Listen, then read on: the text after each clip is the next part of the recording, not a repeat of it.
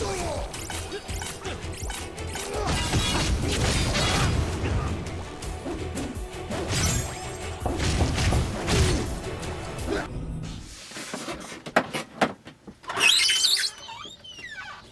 what do you... Is this what the dead see before they die? Because I'm down.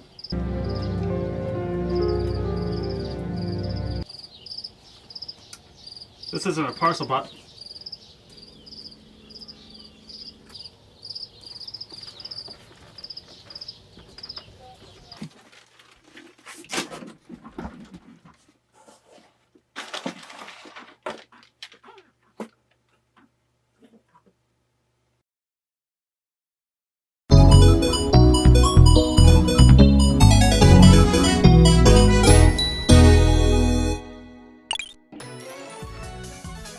No matter who you are or what you do, we all have those opinions that will contrast with other people.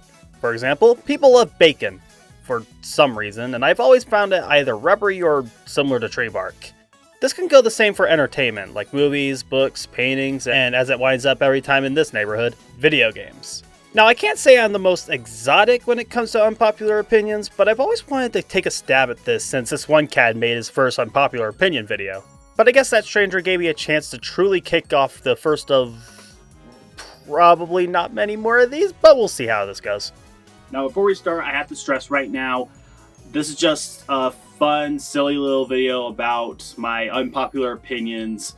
This isn't just to make people angry. It's just something I just wanted to do, and I thought it'd be a lot of fun. Pretty sure all of you are going to be angry with me anyway, but hey, let's start off with the festivities. I don't think the GameCube controller is really all that great. Why will this thing never die? I mean, when we talk about the basics, it's not a bad controller. It's quite comfortable, actually. And the stick, A and B buttons are built wonderfully. And I do agree that the C stick and D-pad are kinda gross, since the DualShock was able to do these parts right a generation earlier. But I can also say that for everything else. I really don't care for the X and Y buttons, and the control stick, as comfortable as it is knocked down by the fact that it has this octagonal carving below it, restricting how good the 360-degree movement can be. The shoulder buttons, I have to say, also feel a bit off. While other controllers make them curve to a smooth angle, the GameCube buttons feel like blocks with a convex curve on the top, which makes them feel rather unorthodox. And it makes getting to the Z button awkward to reach with the peak rubbing against my finger, though the Z button isn't used terribly often from memory. But at that point, why have one to begin with? And why only have one on the controller? It's such an anomaly to me, and it's baffling that people even consider this one of the best controllers of all time, and why it keeps getting resurrected for every Smash Bros. Game to this day. Move on, people, the Switch Pro controller is better anyway. Oh, speaking of which, for all you creators out there, have you ever had a video you've made in the past but you quickly regret afterward? Well, for me, that would be the Smash Bros. Video I made in 2018. Oh, I'm sorry, 2019. Not because I skipped over Brawl or the fact that I forced in Smash 3DS because I stupidly asked for it as a Christmas present, but it's because I realized that I didn't really care that much for the series itself. At least not to the extent that other people do. I grew up with 64 and Melee, and even with that nostalgia connected to them, I just find them to be fun for a small burst and not much past that. During those character reveals in Smash 4 and Ultimate, I mostly get excited just because of other people's reaction, Ridley and Cloud being the big exceptions. Gee, I wonder who saw that coming. The only times I get enjoyment from Smash Bros. 4 and Ultimate is either when I'm online with friends, or I try getting some kind of completionist pleasure, like getting every event in 4 or playing through every classic mode in Ultimate. I'd say the same for World of Light if it wasn't so dull, repetitive, and blowing up the kingdom. Come on! End already! There are exceptions like Master and Crazy Orders, plus Smash Run on the 3DS, but overall, these games feel like standard party fires and only get the attention they get thanks to the characters and nothing else. When was the last time you've been on a Twitter post or comment section and people overwhelmingly say, "Oh boy, I hope this mode comes back," or "Oh, I wish that Planet Zeb's comes back as a stage this time"? Never. Never is the answer, because it's always about the characters, and really, you could have the entire video game pantheon in these games and people will still be unsatisfied. Plus, the game itself doesn't really change. You're still fighting on wacky stages and literally nothing more than that. It's fun, but honestly, I can't understand the overall hype this series gets because it's nothing really special. And no, I don't think making 2 season passes makes the hype any more exciting. It just feels like an artificial way to prolong a game's shelf life while making people pay more for a game that's already full price. I'm not saying the DLC shouldn't be free, I'm just saying you didn't need the DLC in the first place. Plus, when the servers eventually shut down, that'll make the game feel incomplete from the get-go. I swear Fire's Passes are a frickin' scam, but you wanna know the most disappointing thing about that? I bought all of them. I'm not saying Super Smash Bros. Is a bad series, I just don't think it's exceptional like other people think it is. All I see in it is a Nintendo crossover, and if you like it for that, that's perfectly fine, but I need a little more than that. I just want Sakurai to just do something else, like Meteos was a fun little puzzle game, and Kid Icarus was a literal pain, but it was fun nonetheless. And you know, I normally wouldn't kick someone down on someone's own anniversary, but f*** it. Out of all the games I've played in the Zelda series, I've only loved 3 of them, liked 3 of them, mixed on 2 of them, and disliked 5 of them. And out of all the games I've completed, I've only completed 2. Once with Wind Waker, but when I replayed it a year later, I didn't feel compelled to complete it again, and with Ocarina of Time, I completed it when I played it on my defunct Let's Play channel, and I thought it was the most boring adventure game I played at the time. Open empty spaces, empty story with uninteresting characters, and a main character with the enthusiasm of an animated corpse. Though it did have a couple of strong dungeons. And honestly, that's kind of how I feel about most of the games in the series. Some of the games even accentuating that problem, like Twilight Princess. And I get it, games like Breath of the Wild and Ocarina of Time were revolutionary in their own rights, but really, as far as I'm concerned, Ocarina of Time was revolutionary just because Zelda transitioned to 3D, since it was eerily similar to Link to the Past. And Breath of the Wild was certainly an evolution to the open world genre, though the problem is I don't really see the appeal of open worlds, certainly thanks to games like LNOR's open world being lackluster at best. Game had a good story though. And seriously, how many people found the prospect of breakable weapons fun or enjoyable? Oh wait, was that supposed to be a transition? If you remember my Animal Crossing video, you may remember this line right here. Also, screw the breakable tools. This is probably the most despised trend for modern gaming. Tools and weapons have to be limited use and waste your goddamn time trying to make more. It feels like they're trying to disrespect your time. Ever since Minecraft entered the gaming space, it seems like the idea of breakable weapons and crafting became a staple of adventure games, and seriously, every time I play a game with these mechanics, I always feel like it's a strong waste of my time. Like, every time I break something, I waste time trying to build another thing. In Breath of the Wild, if I broke something I enjoyed, I feel a strong sense of irritation since the best ones tend to be the rare weapons. Can I just not make something and, I don't know, use it for as long as I'm willing to use the fucking tool? Limited ammo, sure, but limited uses? I'd rather just stop playing the game and play something else. Like play Star Fox Zero on the Wii U. Beautiful segue, wasn't it? Okay, I get the issue with this game. I really do. People don't care for the motion controls. They don't like how they rehashed the story of Star Fox 64. They don't like how you need to use the TV and the gamepad in order to get the most out of the game. But, I never had those issues at all. First off, I love Star Fox 64, so it being a repeat, especially it being the first game in a decade since Command, I thought it was a good idea to keep it familiar, and even then there was a lot in the game that differentiated it from 64. Even if Andross as a villain is starting to become a bit bankrupt. As for the gameplay issues, I like how the motion controls keep your shots as accurate as possible. And as for the 2-screen setup, I rarely used the first-person view. I was pretty confident in just going third-person, and while the results weren't 100% effective, it was reliable enough where it was hardly an issue. And really, I just love this game, almost as much as Star Fox 64. And I do want to see it come to the Switch, though a new game would be much more preferred. I've also heard people complain about the art direction, but honestly, I think the game looks perfectly fine. Not outstanding, but for an action game, it's perfectly serviceable. In the heat of the action, you're not really going to notice it much.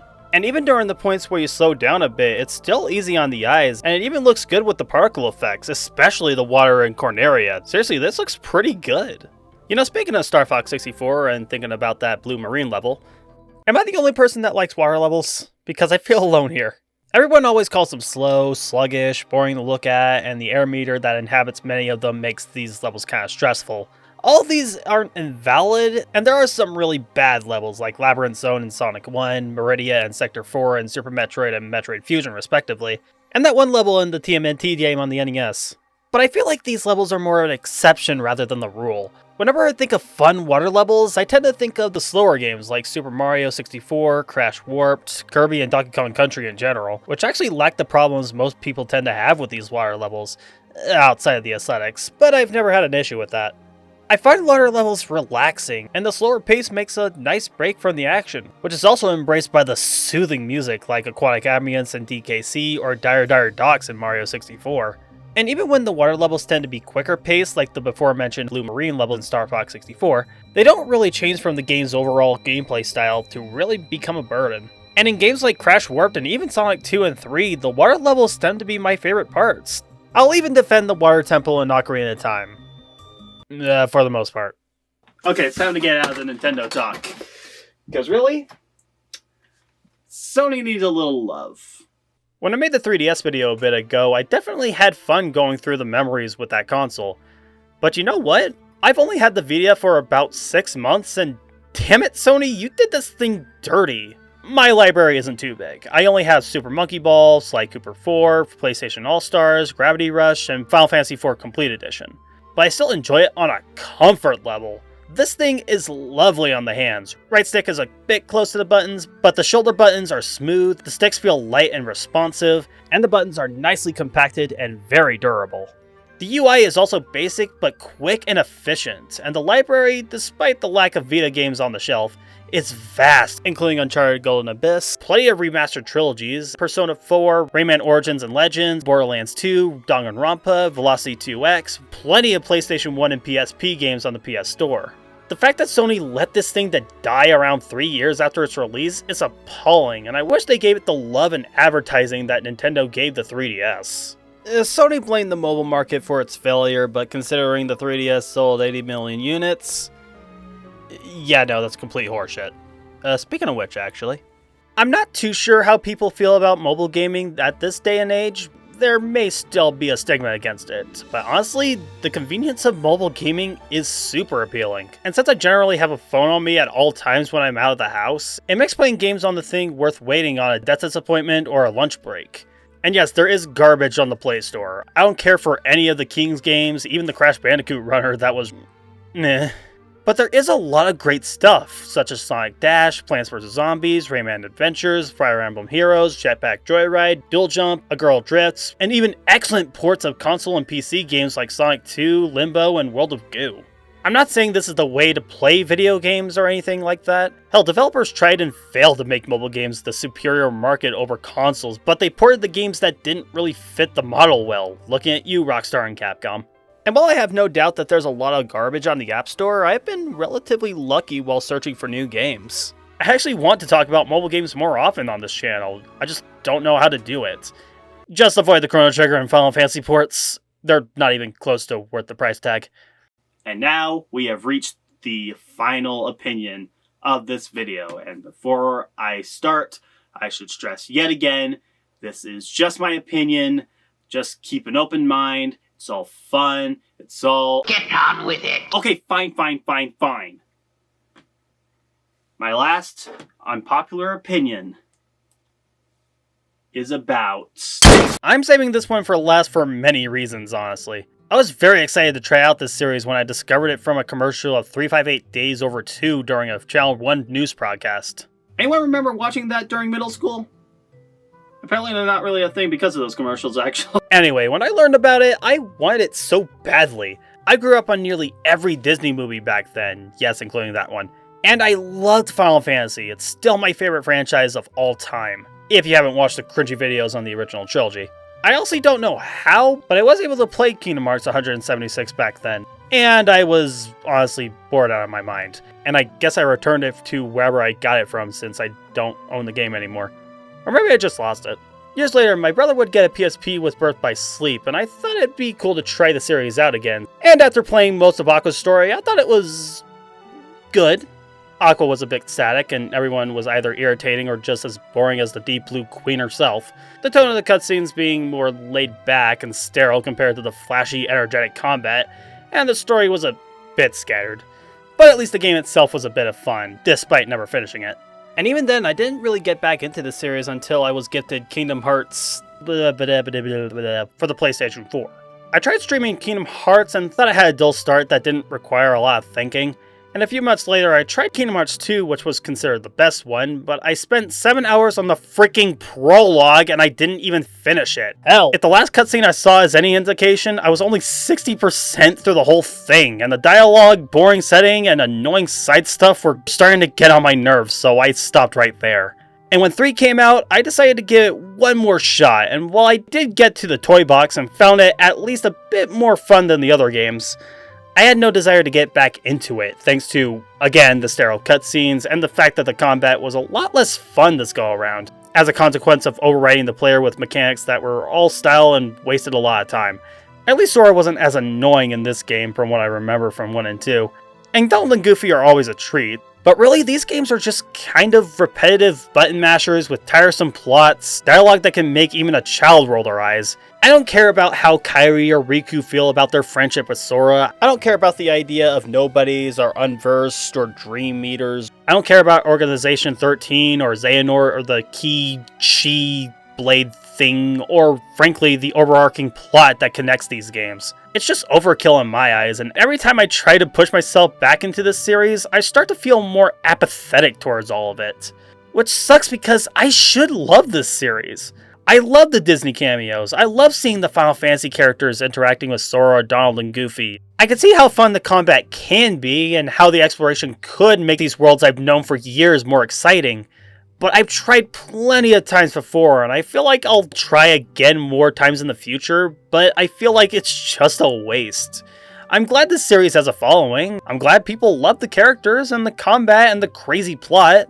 And I would love to see Sora come to Smash Bros. If Sakurai wants to put Disney characters in a game primarily made for video game characters, because how can you have a Final Smash without Donald and Goofy? Just have that flashy thing in Kingdom Hearts 2 or the teacups in Kingdom Hearts 3? I hardly think so, but I'd want to like to see him in so people can shut the hell up about him! And with that passive-aggressive note, we'll end it there. So what do you think? Did you agree with my picks? Do you disagree with them?